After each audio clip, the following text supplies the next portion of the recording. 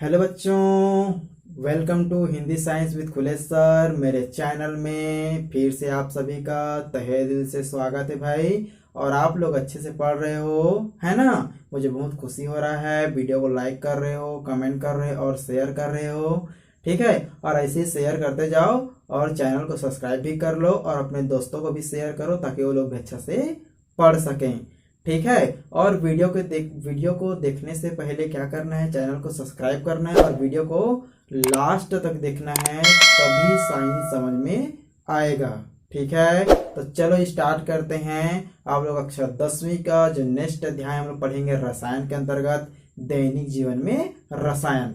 तो दैनिक जीवन में रसायन जो चैप्टर है उसका पहला वीडियो यूट्यूब में अपलोड है, मेरे चैनल में अपलोड है। आप प्ले लिस्ट में जाकर देख सकते हो। उसमें दैनिक जीवन में रसायन से संबंधित जो हम लोग अपने डेली लाइफ में रासायनिक पदार्थों का उपयोग करते हैं वो आपको उसमें दिखाया गया है, इंट्रोडक्शन के रूप में, परिचय के रूप में, ठीक है।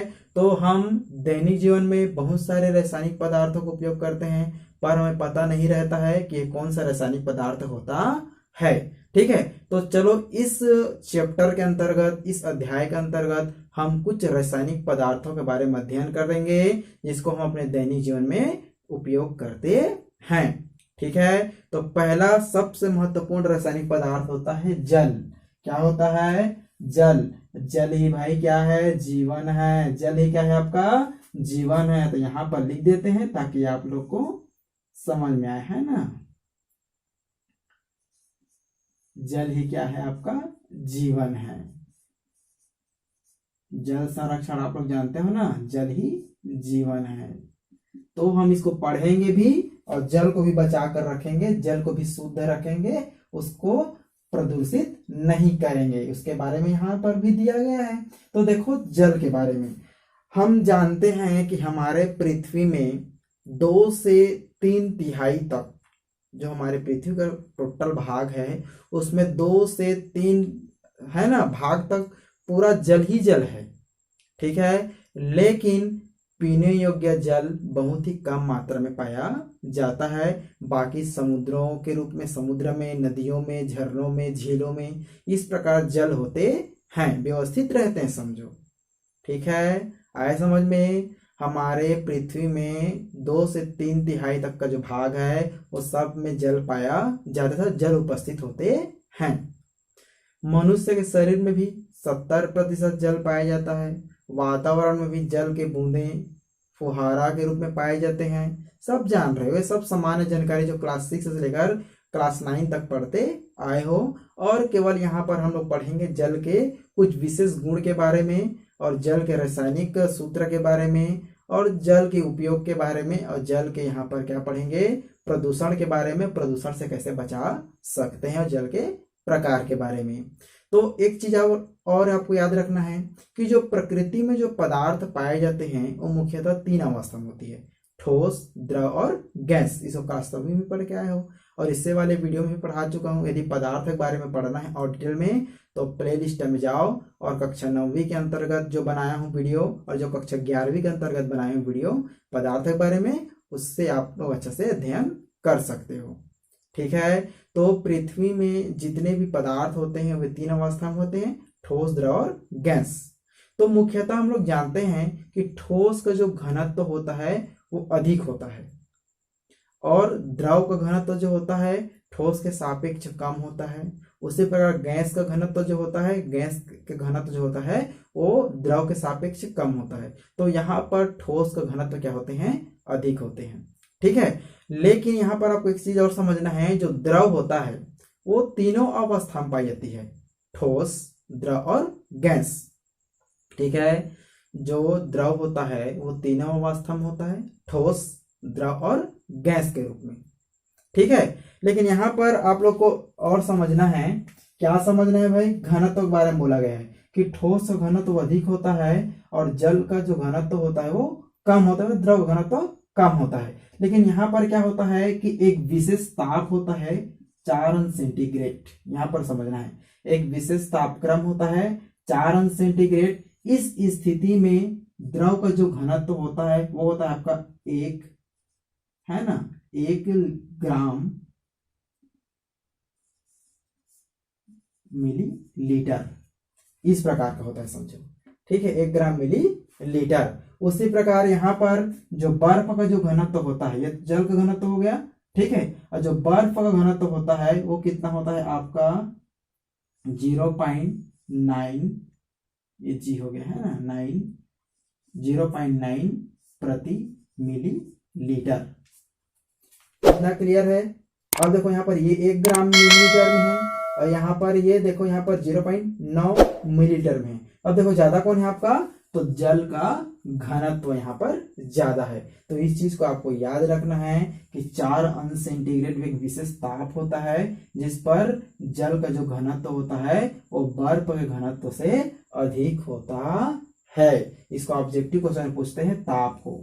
ठीक है, तो यहाँ पर ताप कितना है आपका 4 अंश सेंटीग्रेड या 4 अंश सेंटीग्रेड। तो यहाँ पर आपको ये याद रखना है। ठीक है, तो चलो ज्यादा चर्चा ना करते हुए हम मेन मुद्दे में चलते हैं कि जल ही क्या है, जीवन है, और जल में क्या क्या गुण पाए जाते हैं उसको पहले समझते हैं। तो यहाँ पर जल के कुछ गुण के बारे में लिखा हूं जिसको आप लोग नोट्स भी करते जाएंगे और समझते भी जाएंगे। तो जल का जो क्वथनांक होता है वो होता है आपका 373 केल्विन या 100 अंश सेंटीग्रेड। इसका मतलब समझते हो, 373 केल्विन में है। ठीक है, और सेंटीग्रेड में कितना है आपका 100। उसको मैं बाद में बताऊंगा जब हम लोग ऊष्मा ताप वाला पार्ट पढ़ेंगे तो बताऊंगा केल्विन को सेंटीग्रेड में, सेंटीग्रेड को केल्विन में कैसे बदला जाता है। फिलहाल यहाँ पर आपको याद रखना है क्वथनांक माने होता है बॉइलिंग पॉइंट। क्या होता है आपका बॉइलिंग पॉइंट। ठीक है, बॉइलिंग पॉइंट समझो। 1 minute. Boiling point, boiling point में क्या होता है, बॉइलिंग पॉइंट मतलब होता है उबलना, किस ताप पर ये उबलेगा।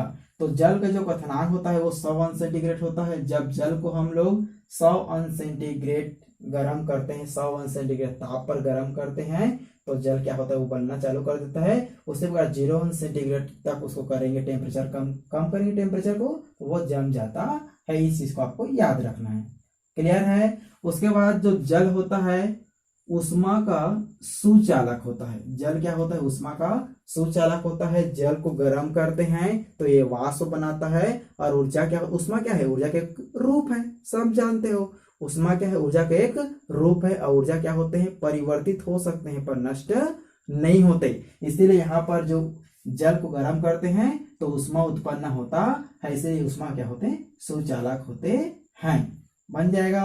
उसको देखो तीसरा क्या बोल रहा है, विद्युत का कुचालक होते हैं भाई, विद्युत का कुचालक होते हैं। अब आप बोलोगे सर कि पानी को जब ये हाथ में छुए रहते हैं या कोई डंडा में जल रहता है या वो नमी रहता है तो करंट मारता है, तो कैसे में आपको, जैसे हम लोग छूते हैं, हमारे शरीर में भी क्या है, हमारे शरीर में भी क्या है आपका ब्लड के रूप में पानी है समझो। क्लियर है, ब्लड में पानी है, ये आपको होना चाहिए। हम भी छूते माने लाइट को पकड़ लेते हैं, कहीं पर कटा रहता है तो करंट देता है, करंट मारता है समझो, झटका लगता है। ठीक है, तो यहाँ पर ये चीज याद रखना है कि जो शुद्ध जल होता है, जो शुद्ध जल होता है वो विद्युत का कुचालक होते हैं, लेकिन जो अशुद्ध जल होता है वो विद्युत का सुचालक होते हैं। अशुद्ध जल किसको बोलेंगे, जब शुद्ध जल में कोई दूसरा पदार्थ घुला रहता है, लवण होते हैं, अब बहुत सारे रासायनिक पदार्थ घुले रहते हैं तो वो अशुद्ध हो जाता है। तो अशुद्ध जल विद्युत का सुचालक होता है और शुद्ध जल विद्युत का कुचालक होता है। क्लियर है। चलो उसके बाद चौथा देखो, यहाँ पर जल का पीएच मान 7 होता है भाई। जल का पीएच मान कितना होता है, 7। शुद्ध जल का पीएच मान 7 होता है और यह उदासीन होते हैं, ना कि अम्ल और ना कि क्षार। तो मेरे ख्याल से 4 पॉइंट आपको समझ में आ चुका है। क्वथनांक 100 अंश सेंटीग्रेड, ऊष्मा का सुचालक होते हैं, विद्युत का कुचालक होते हैं, और जल का पीएच मान कितना होता है, 7 होता है। ये 4 पॉइंट आपके इधर याद हो गए। अब देखो इधर भी 4 पॉइंट है भाई, इसको भी याद रखना है आप लोग को।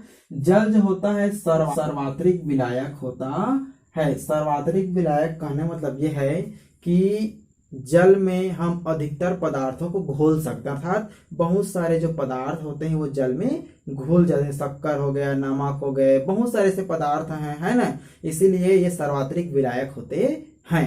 जो सभी पदार्थों को घोलने में क्या होता है, सक्षम होता है, इसीलिए क्या बोलते हैं इसको, सार्वत्रिक विलायक बोलते हैं, यूनिवर्सल होता है, समझो। ठीक है, अब देखो उसके बाद छठवां, जल जो होता है स्वादहीन, गंधहीन, रंगहीन होता है।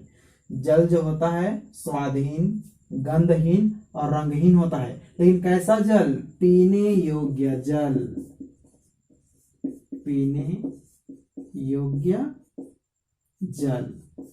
ठीक है, जल कैसा होता है, स्वादहीन, गंधहीन, रंगहीन होता है, कोई स्वाद नहीं होता। आपके घर का जल मीठा लगता है क्या? हाँ, नहीं लगता है ना, कोई स्वाद नहीं होता।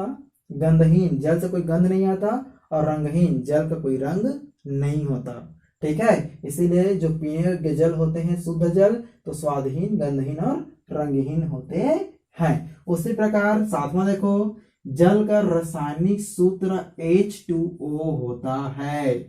जल का रासायनिक सूत्र क्या होता है आपका, H2O होता है। देखो यहाँ पर H2 अर्थात 2 हाइड्रोजन और 1 ऑक्सीजन, इसको बताने की जरूरत नहीं है। ठीक है, अब देखो ये सिंपल है, जल का रासायनिक सूत्र आप जानते हो H2O होता है। चलो अब देखो यहाँ पर आठवां, उच्च घनत्व 4 अंश सेंटीग्रेड या 277 केल्विन पर होता है। अभी थोड़ी देर पहले बताया कि 4 अंश सेंटीग्रेड पर उच्च घनत्व होते हैं, किसका, जल का घनत्व ज्यादा हो जाता है ठोस से, जबकि ठोस का घनत्व अधिक होना चाहिए जल से, द्रव से। ठीक है, तो यहाँ पर ये विशेष टेम्परेचर है, समझो 4 अंश सेंटीग्रेड, जहां पर जल का घनत्व जो होता है उच्च होता है।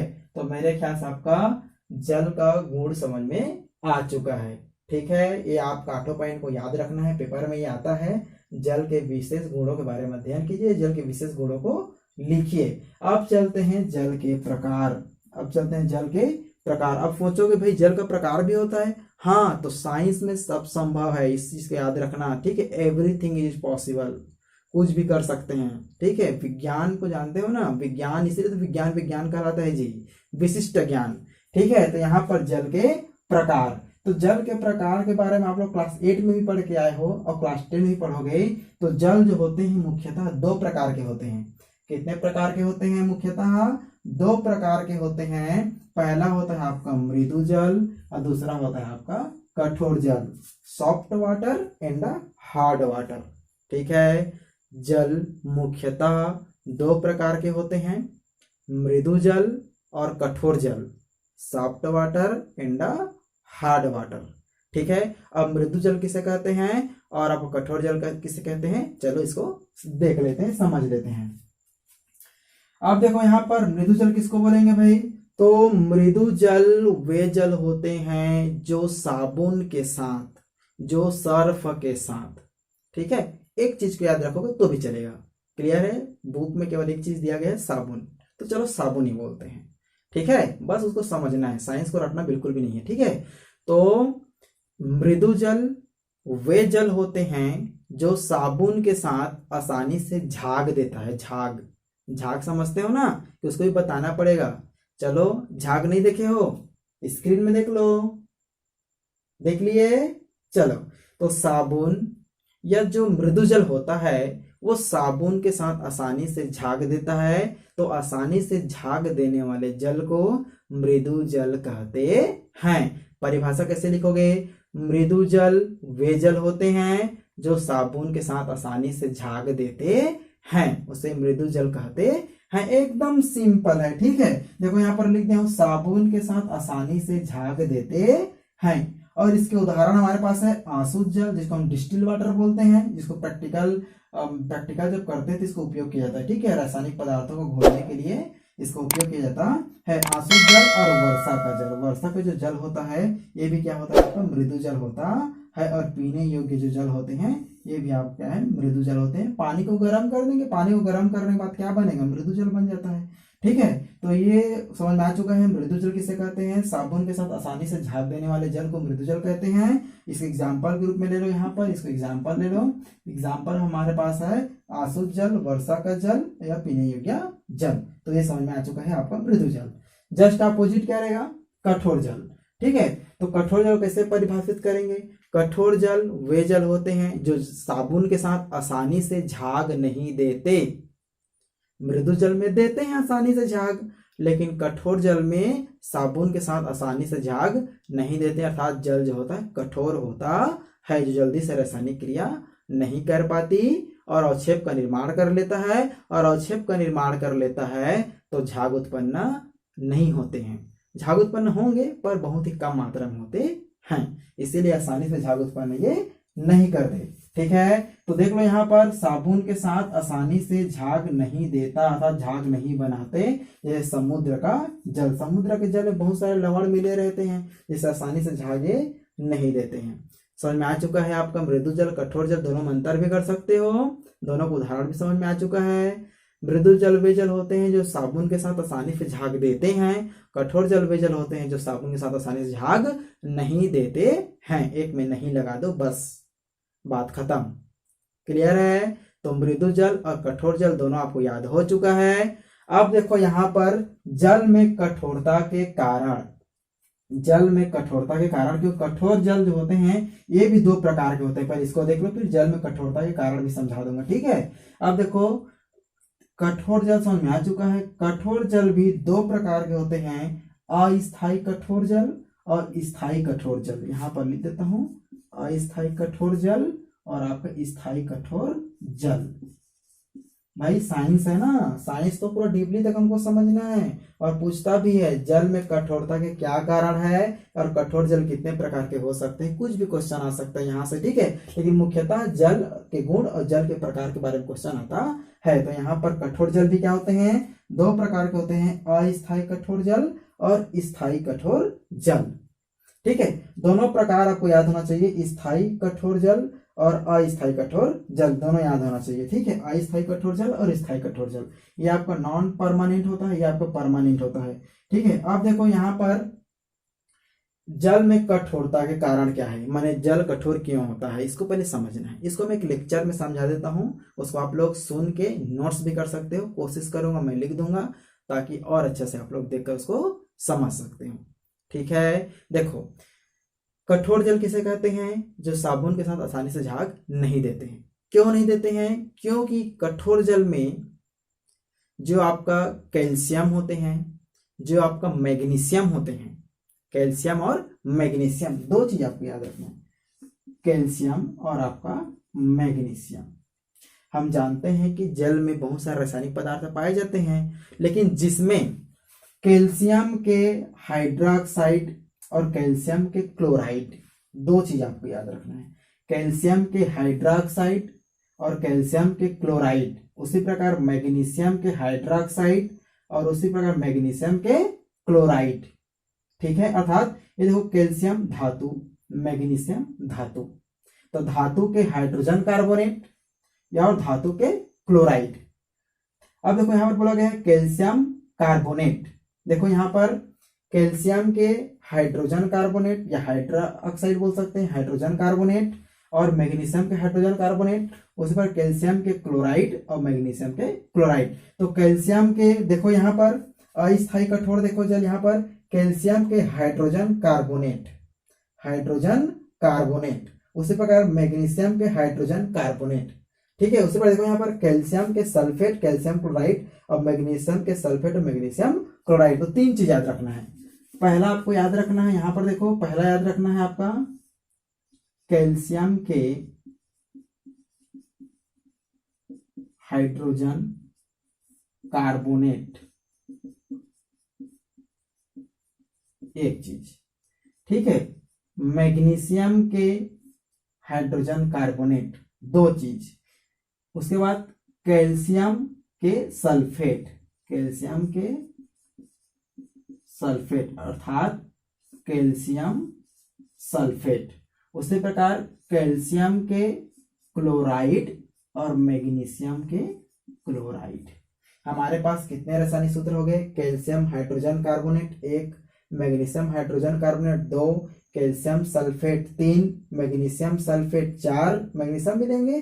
ठीक है, उसी पर कैल्शियम के क्लोराइड और मैग्नीशियम के क्लोराइड। जब ये पदार्थ जल में उपस्थित होते हैं, जब ये पदार्थ जल में क्या होते हैं, उपस्थित होते हैं, तो क्या होता है, जल कठोर हो जाता है।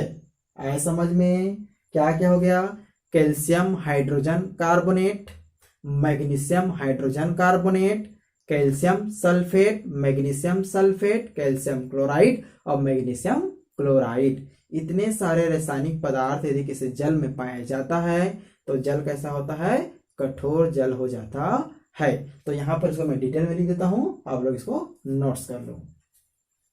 जल के कठोरता के क्या कारण होते हैं, मैं आपको यहाँ पर शॉर्टकट तरीके से बता दिया था। अब यहाँ पर मैं इसको अच्छा से लिख देता हूँ ताकि आप लोग को समझने में क्या हो, आसानी हो। ठीक है, और नोट्स भी बनाना रहता है ना, तो यहाँ पर लिख लिख के पढ़ने से भी मजा आता है। ठीक है, और चल देखते हैं इसमें, और ज्यादा कुछ नहीं है, बस थोड़ा सा इसमें मैं हिंट कर दूंगा, आप लोग को समझ में आ जाएगा, है ना। जल के कठोरता के कारण अभी बता दिया। तो जल कठोर क्यों होते हैं भाई, तो जल में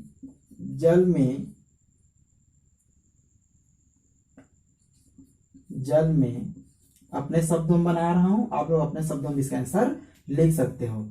जल में यदि कैल्शियम के हाइड्रोजन कार्बोनेट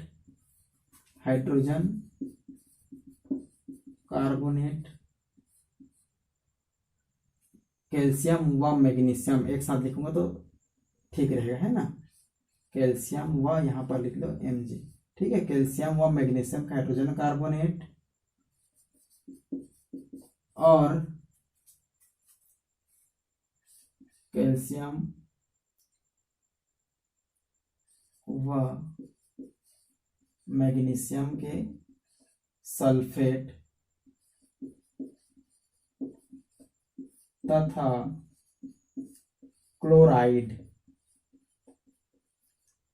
सल्फेट तथा क्लोराइड हो तो जल कठोर हो जाता है।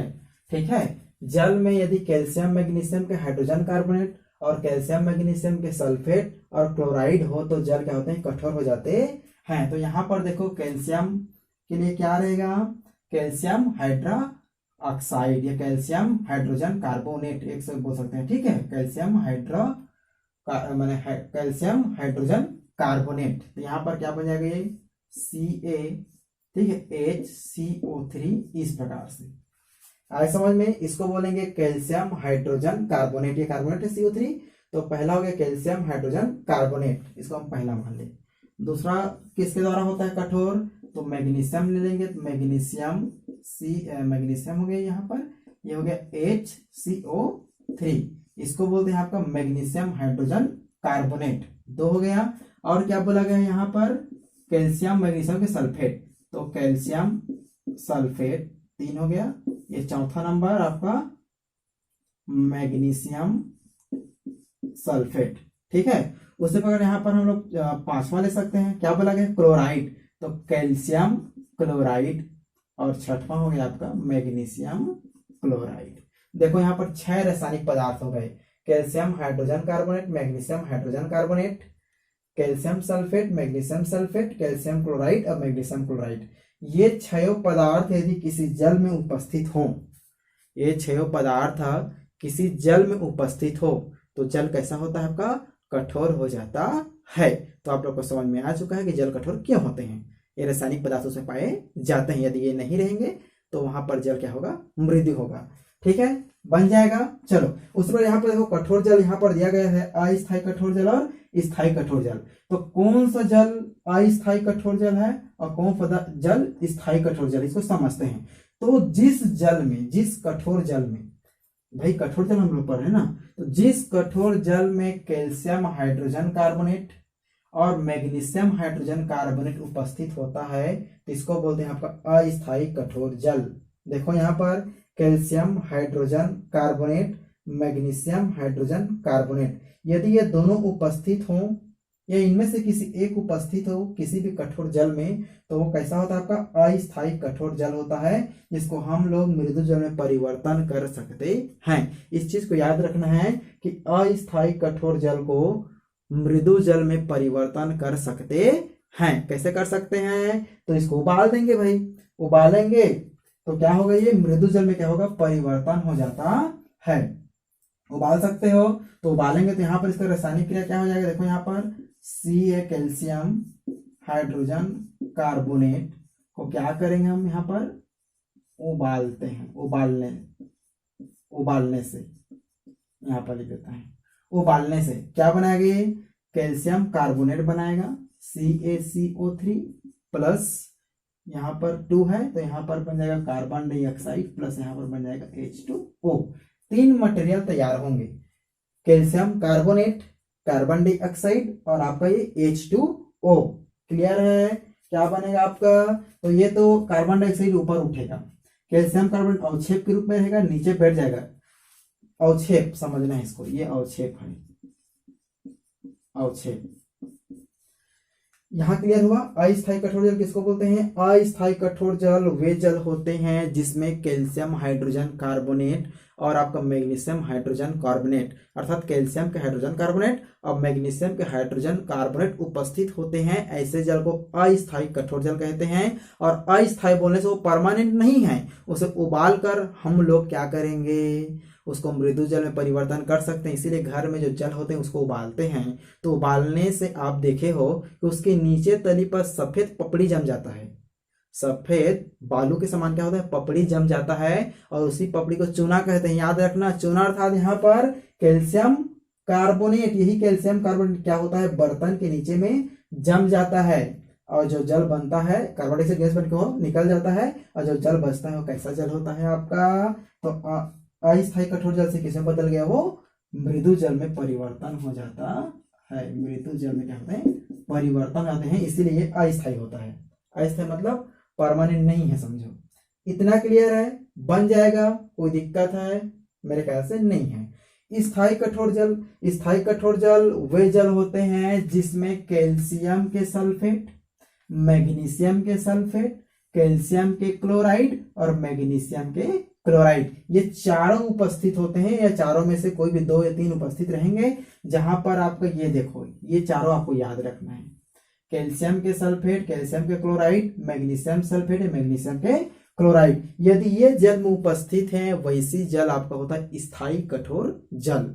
कैसा होता है आपका स्थायी कठोर जल। तो आपका अस्थायी कठोर जल जिसको हम लोग बदल सकते हैं मृदु जल में, जबकि स्थायी कठोर जल को मृदु जल में बदला नहीं जा सकता। बदल सकते हैं, लेकिन इसके लिए हम लोग ऊपर क्लासेस पढ़ना पड़ेगा, बहुत सारे रासायनिक पदार्थ मिलाते हैं तब इसको हम लोग बदल सकते हैं। इतना क्लियर है, समझ में आ चुका है। स्थायी और अस्थायी। अस्थायी कठोर जल वे जल होते हैं जिसमें कैल्शियम हाइड्रोजन कार्बोनेट या मैग्नीशियम हाइड्रोजन कार्बोनेट उपस्थित होते हैं, या दोनों उपस्थित होते हैं, समझो। अर्थात अस्थायी कठोर जल वे जल होते हैं जिसमें कैल्शियम हाइड्रोजन कार्बोनेट और मैग्नीशियम हाइड्रोजन कार्बोनेट उपस्थित होते हैं, जिसको हम लोग उबालकर मृदु जल में परिवर्तन कर सकते हैं, इसीलिए इसको अस्थायी कठोर जल कहते हैं।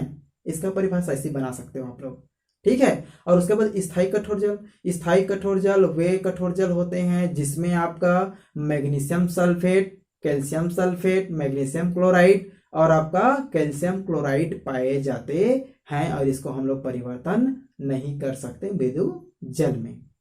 क्लियर है। तो मेरे ख्याल से आपको जल के गुण, जल के प्रकार, मृदु जल, कठोर जल, तो इसको कठोर जल के प्रकार और कठोर जल माने जल के कठोरता होने का क्या कारण है।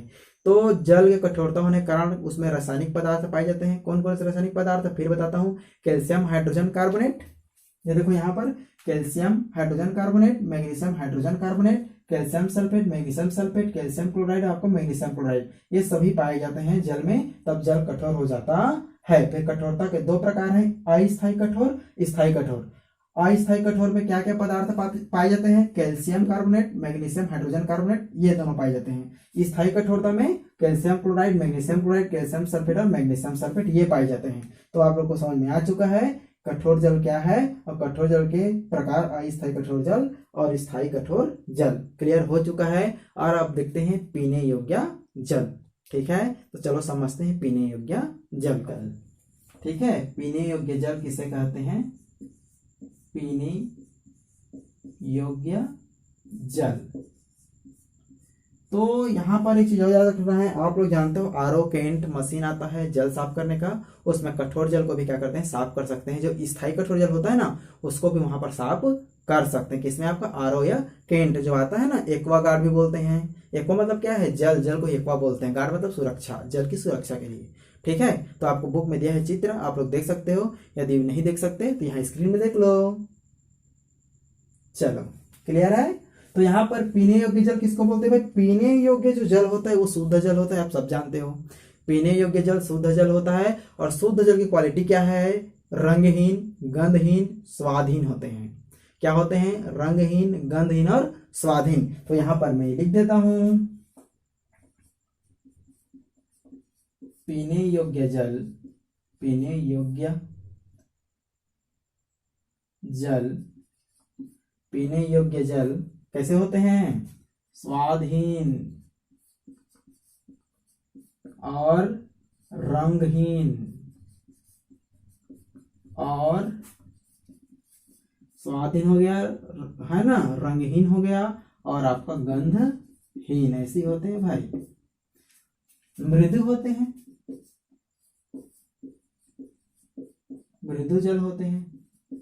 समुद्र जल थोड़ा पियोगे? मृदु जल होते हैं। समुद्र के जल को नहीं पी पाओगे डायरेक्ट, क्योंकि उसमें बहुत सारे लवण मिले रहते हैं, जिसमें सोडियम क्लोराइड प्रमुख होता है, उसके बारे में हम लोग पढ़ेंगे। ठीक है, तो पीने योग्य जल स्वादहीन, रंगहीन और गंधहीन होते हैं भाई, और मृदु जल होते हैं। अब देखो यहाँ पर जल में कुछ रासायनिक पदार्थ मिले रहते हैं, या कीटाणु, जल में कीटाणु भी रहते हैं, छोटे छोटे बैक्टीरिया भी रहते हैं, तो उनको दूर कर सकते हैं। बैक्टीरिया को साफ करने के लिए रोगाणु रहित पदार्थों का या रोगाणु जनित पदार्थों का उपयोग किया जाता है, जिसमें आपको मुख्यतः क्लोरीन है। जल में क्लोरीन मिलाने से क्या होते हैं? जल में क्लोरीन मिलाने से जल साफ होता है। जैसे बोर जानते हो, घर में जो बोर होता है उसमें क्लोरोक्विन के टेबलेट डाल देते हैं, जल साफ होगा बोल के। ठीक है, तो जल को साफ करने के लिए क्लोरीन, अल्ट्रा वायलेट किरण, जो पराबैंगनी किरणें होती हैं, उनका भी उपयोग किया जाता है। साथ साथ जल को साफ करने के लिए फिटकरी, फिटकरी सुने हो? तो फिटकरी का भी उपयोग किया जाता है। सैलून में जाओगे तो छोटा सा मिलता है, देखना, फिटकरी ऐसे लगाते हैं ना, वही आपको फिटकरी है। तो फिटकरी के द्वारा भी हम लोग क्या करते हैं? जल को साफ करते हैं।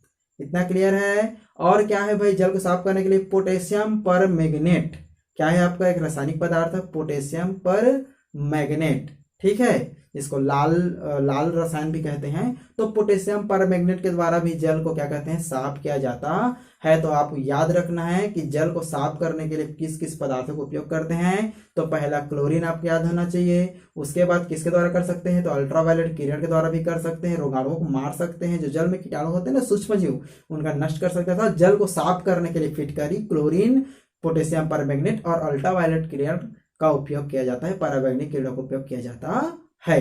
तो पीने योग्य जल आपको समझ में आ चुका है। एकदम सरल था, बहुत मजा आया। चलो, वीडियो को और आगे तक देखना है अभी। ठीक है, अभी खत्म नहीं हुआ है, क्योंकि अभी हम लोग पढ़ेंगे जल के उपयोग के बारे में। चलो देखते हैं जल के उपयोग।